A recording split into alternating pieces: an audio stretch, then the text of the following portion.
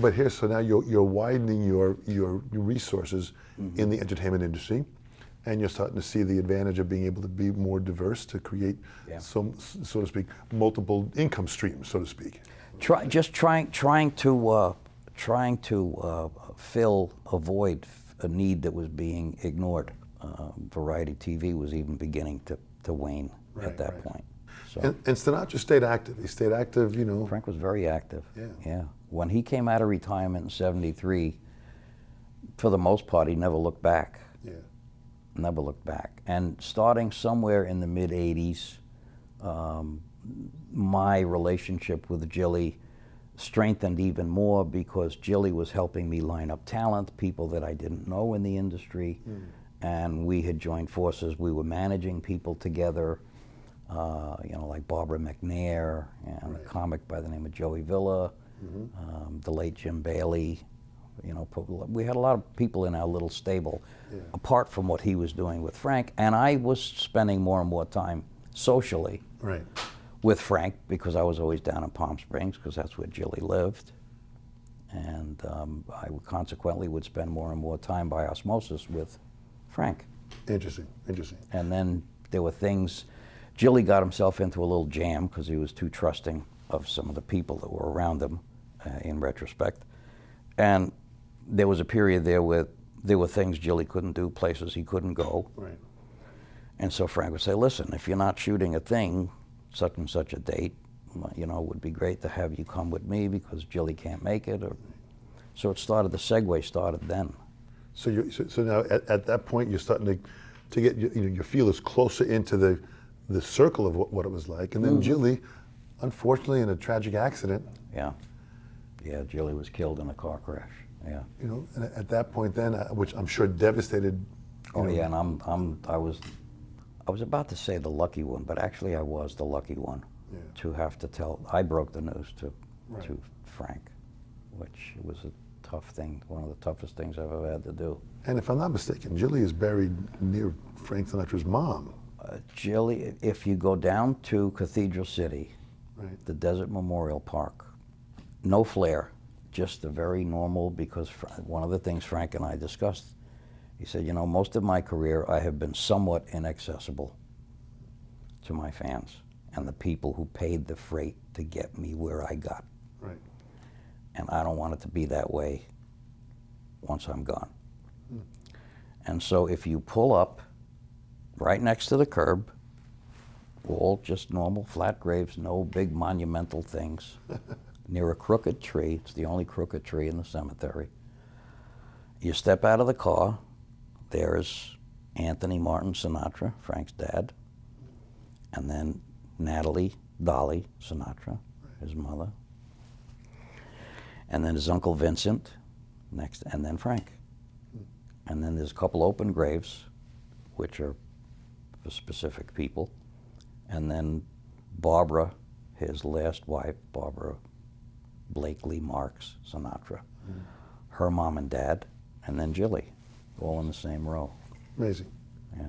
What a close-knit people that they were and what they did. So at this point now, and I've seen footage of you with, walking with Frank and doing things and backstage and helping out. You were very involved. At the end of the day, it was something that he wanted.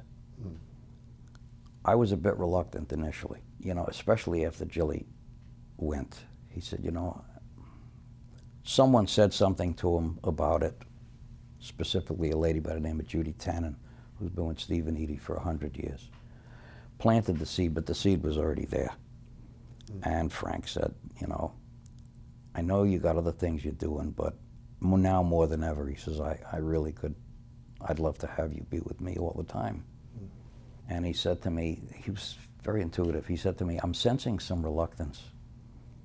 I said, well, Frank, I'm flattered, I'm blown away. I said, but I gotta tell you, I value what we have, this relationship, this friendship, far more than I can ever tell you. I said, and it's been my experience, limited compared to yours, I said, but when you start mingling money and other people's jealousies into the middle of a friendship, sometimes things get derailed, and that worries me. And he thought about it for a second, and he gave me one of those laser looks that only he could do. I hear you. But here's my thought on that subject. As far as I'm concerned, I'm going to clean up the language. There are only two people in the world that could screw up what we have. That's you and me, and it ain't going to be me. Fair enough? Done deal? He shook your hand. That's it. Done. So at that point now you're working on helping him organize things, you're traveling with him. It's intensified. And I can only imagine with the life of someone like Frank Sinatra where how intense. Yeah, I like to say that I got caught up into the vacuum called Frank Sinatra. Which is Life what it was. To an extent. I'm sure it was. I'm sure it was. So now, upon Frank's death, you're now approached by Don Rickles at a more serious. Well, you know what actually happened is in 92, in December of 1992, Frank's 77th birthday, the Desert Inn, Burton Cohen, the president of the Desert Inn, wanted to make a huge thing about Frank's 77th birthday, capitalizing on 2 sevens. Right. Okay.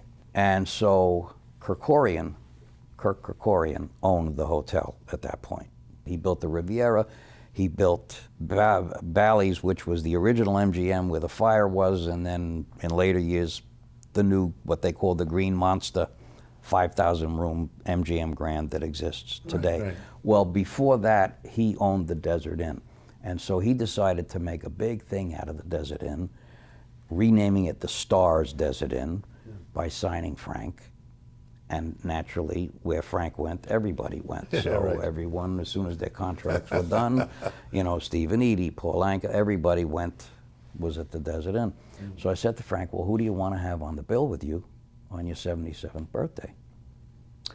And I mentioned a couple of comics names, and he said, no, I don't need polite laughter. He said, what I'd like is someone that's going to create some tumult. And I said, okay. He says, Bullethead. One of his loving names for Don. That and Rhino. Those were the two. Rhino. Yeah. Picture Don and you'll see why. Absolutely. So at that point, Don's manager, Joe Scandori, who was his manager for like 40 years, 40 some odd years, had passed away a couple of months before. Don didn't have any manager at that point. And there were a couple of hitches. He was under contract to another hotel, but that hotel was looking to close their showroom. And so I said to Frank, so you sure that's who you want? He says, yeah. I said it, you do it. Okay. Well, through various machinations, Don was bought out of his contract at the other hotel. And Burton Cohen loved the idea of signing Don to the Desert Inn and using that performance in front of Frank for that week as the door opener and the announcement. And not only is he opening for Frank, he is now part of the family here at the Stars Desert Inn. Beautiful. And they literally billed it as the voice in the mouth. Literally, I still have the stuff at home. 2 months later, Don called and said, listen, you're up to your eyeballs with Frank, and I know he comes first. And I said, well, first, second, and third. He said, well, all that understood and agreed. Would you consider working with me? And I was working along with a partner at the time, promoter, Elliot Wiseman. Of course. I said, but you have to understand. I said, if Frank is working, or even if he's not working, I'll have to take care of your stuff by phone and send somebody with you on the road and all that stuff. Terrific. Great. That's how it started. So literally from 1993, although I really didn't start going on the road with Don in earnest until around 96, about a year after Frank unceremoniously retired. And then Frank passed in May of 98. And so now you hit the road with Don, and the vacuum is continuing. Yeah, in a different way. Yeah. A bit less compared to Frank, because I was with Frank, we were joined at the hip like he was with Jilly. We have a very, very close relationship, but it was a little different than with Frank. I mean, Frank, towards the end of his life, I had my own room in each one of his houses where I left clothes. Because if we weren't working for 3 weeks and I went to spend an afternoon with him, forget it. Where you think you're going? Yeah. No. 2.5 weeks later, you know. As a matter of fact, he did something to Pat Henry, the late comic that used to open for him on an exclusive. And this is so typical of Frank. He called him and he said, listen, I just got a new jet. Why don't you come into Jilly's and we'll go out to Teterboro and take a look at it. I want to show it to you. Fine. So Pat, who had just patched up his marriage because he was always gone, says to his wife he was going out for some cigarettes, and he drives into Manhattan and he goes to Jilly's. They go to Teterboro. They go aboard the plane. All of a sudden, he hears the engines. No, I just want you to see. Come on, we're going to fly around. Well, he looks out the window and he can't see any land anymore. So he says to Frank, where are we going? He says, oh, I forgot to tell you, we're going to go to London for about a week. So Pat says, but this is all I have on. He says, don't worry, we won't go to the same place twice. Don't worry, that's okay.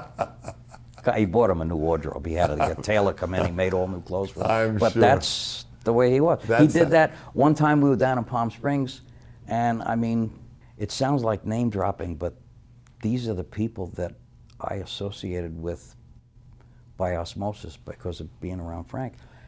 On a regular basis, you'd look around the table, or weekend guests or week-long guests, Kirk Douglas, Gregory Peck, Tony Curtis, Sophia Loren, Jack Lemmon, Billy Wilder, Larry Gilbert, R.J. Wagner, Jill St. John, you name it. They were the biggest of the biggest.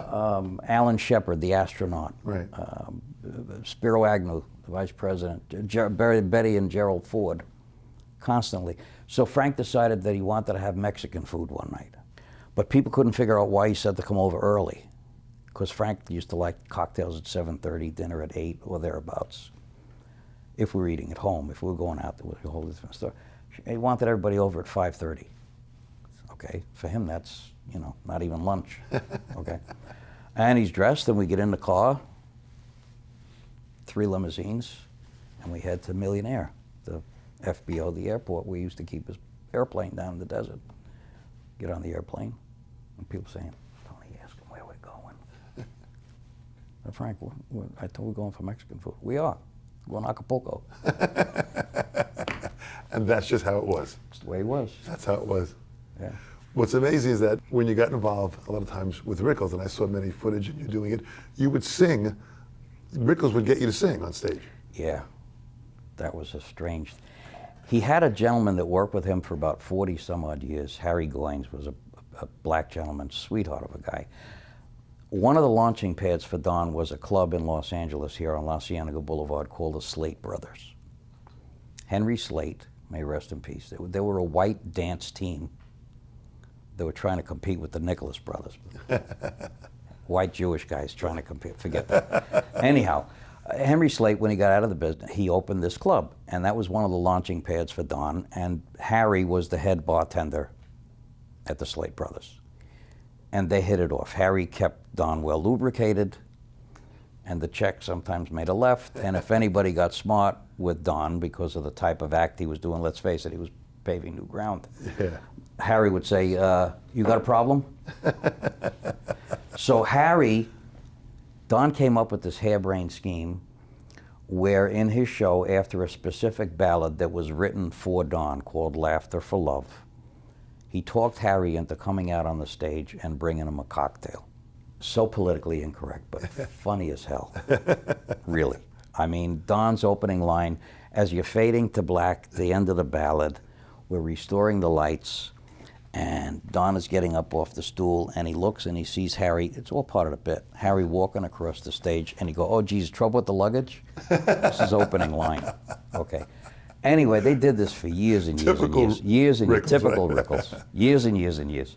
Don was doing a gig, I got him an engagement, new contract at Caesars in Atlantic City. And I get a call, because in those days, Harry used to travel with him, and I'd go ahead of him just to make sure everything was the way it was supposed to be. And Harry was in a car accident, and he can't make the gig. I said, don't worry about it. There are plenty of valets. I'll get somebody to take care of your clothes here, and blah, blah, blah. No, but what am I going to do about that spot with Harry? I said, Don, you can make fun of somebody's necktie for 5 minutes. No, but it's a change of pace, and it's a respite. It gives me an opportunity to catch my breath, and the audience loves it. And I said something again, which is politically incorrect, but I meant it as a joke. He wouldn't let go of it. I said, if it means that much to you, I'll come out in blackface so you can make fun of me. And he said, no, but you're onto something. He says, remember when we met and then I heard you sing at Frank's house and blah, blah, blah? I got an idea. Come out on the stage in the same place where Harry does. You bring me a drink. I says, and then what? He said, sing a song with the orchestra. I said, what are you going to do? He said, I'll abuse you. It ended up us duetting a lot of times. Right. Because he was getting a kick out of it. So the singing part still came into play. Still came into play. When I heard the recording, you sounded fantastic. So your chops are still there in what you're doing. So in the scope of all this here you are now, you know, music is involved with it. You're now managing and assisting and getting two of the biggest names in the industry. You know, as sad as it is, Don Rickles, God rest his soul, lived until almost 91, yeah, and recently passed away. And it really, and the industry has continued to give him adulation, which is incredible. Jimmy Kimmel on his show, and how he gave the monologue, I thought was beautiful, mentioning your name also as a thank you in the process, and all these great, all these other great, you know, everybody has mentioned it and talked about it. So the impact that Don had was incredible. To this day, Sinatra's name is still as strong as ever with the music that he's done, all the duets that he did, his albums, old and even the recent albums, still very active. So these are such powerful icons in the music and entertainment industry that you have been a part of. This is amazing. For young people that are watching this, what would you say to them? If I had some closing thoughts, what would you say to them as far as, because many of the musicians that watching this want to get involved and spread their wings to management and producing and many other things in film and directing, whatever it is. So with all of that, what would you say to them? Well, first of all, as we said before, you have to have a very, very deep-seated belief in your own ability. And you have to try to find out as much as you possibly can about how we got where we are today. A lot of people in this industry today, unfortunately, not completely, but even if it's 51%, it's too much. Right. Have the attitude that show business began the day they got out of college. They don't care about what happened 30, 40 years ago, even 20 years ago. Right. They don't. If I want to be a painter, then I can't only use blue and red. You have to know about the colors of the rainbow in order to be able to create things. So learn as much as you can about the industry, not only what's going on now, but how we got to where we are now. Right. And expand your horizons as best you can. Be different, be classy, and pay attention to every single person as though they were Sinatra, or they were, pick a name, Bono. Whoever, yeah. Whoever you revere. Right. Because even as Frank used to say, everybody puts their pants on one leg at a time. We're not, Yeah. and the money and all of that stuff. And again, my phrase that I've been using a lot lately is that I prefer a show business where celebrity is a byproduct of talent, not the other way around. Right. Have something to be proud of. Right. And share that with people. And just try to do the best you can, and try to help as many people as you can do the best that they can. Move forward.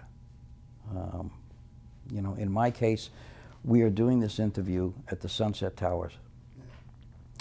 And as I told you on the phone, ironically enough, the last birthday party that Don celebrated in a very big way. Again, I don't want to start name dropping. The room was, I'm looking out at the room. Who's who? Frank, leave me alone. Don asked me, he said, I want a birthday present that only you could give me. I said, okay. He said, I want you to be the only vocalist. I want you to sing with the sextet that night.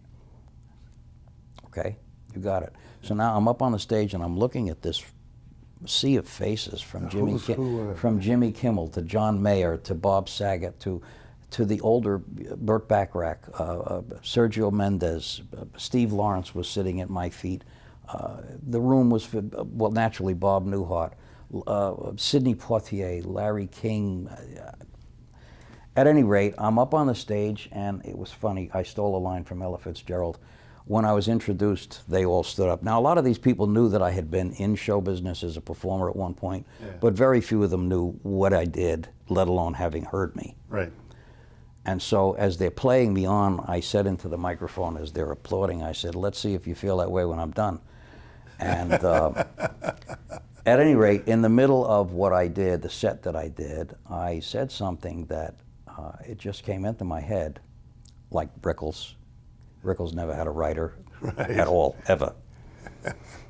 And again, looking out at this sea of faces, and I said, well, you know, as an Italian-American kid growing up in Brooklyn, knowing in my heart of hearts that show business is what I wanted to do for the rest of my life, I said, in the 1950s, long before anyone ever came up with the concept of the Twin Towers, I said, in my mind, I already had my own idea of the Twin Towers, but there was the Twin Towers in entertainment.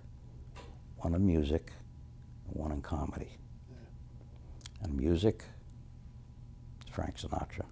Comedy, Don Rickles. And in my wildest dreams, I would never could have imagined that I would be representing and working that closely and becoming a close friend, almost family, to both of them. Absolutely. So, you know, even if it's a subconscious visualization, that's the mind is a powerful thing. Absolutely. And, you know, you can make it happen. Just believe. Believe. You are the exact example of that visualization that you put in your mind, you seeked it out, as I have done with my little career in wanting to focus on music and drums and traveling around the world. Little career. Did I tell you about Andrew Dice Clay? I know we're probably running over the clock. That's all right, Andrew Dice Clay. Andrew Dice Clay is a good buddy of mine. And I ran into him this couple of years back, and I run into him on the street. Hey, Dice, how you doing? Hey, Tony, give me a big hug, blah, blah, blah. How are things? Well, you know, he says, you know, I got music in the act now. He says, as a matter of fact, I got my kid playing drums. I said, really? He said, yeah, the kid's a talented kid. He says, and I got him studying with probably the best drummer in the world. I said, really, who? Oh, you wouldn't know him. He said, but this guy is, oh my God, is he tops? And I'm thinking, okay, is it Vinnie Caliuta, Dave Weckl, who? Steve Gadd, who? You know, I had my interaction with drummers, as you know, when I did that thing with, anyway. And he says, Dominic Famularo. I said, really? I said, when are you going to see Dominic again? I don't know, next month he's supposed to come out. And I said, ask him if he still drools in his sleep. He said, what? And then I told him about us sharing an apartment. Absolutely. that was, it's just, well, Dice, of course, another one of these real creative, ingenious, you know, visionaries of comedy and what it was. Oh, yeah. And I've had some great laughs with he's Dice. a character. What's amazing is that, Tony, what you have done in the industry is you've helped to shape the industry. You really have, whether you want to look at it that way or not. Don't blame me. Oh, you have shaped it for the betterment of the industry is what's happening. And because of that, and your efforts and your musical talent, your business skills, your organizational skills, all of that came to play with a legacy that is absolutely amazing. I've seen your name in many of the books about both Sinatra and of course Rickles, and many of the books as your picture, they're quoting you. Really what you've done is absolutely incredible in this crazy business that we're still in. I must say, I thank you on behalf of the sessions. What you have done and continue to do is inspiring, it's amazing, and you know, I love you so much. I love you too, buddy. Thank you so much. Charmaine, she's in trouble. Thanks.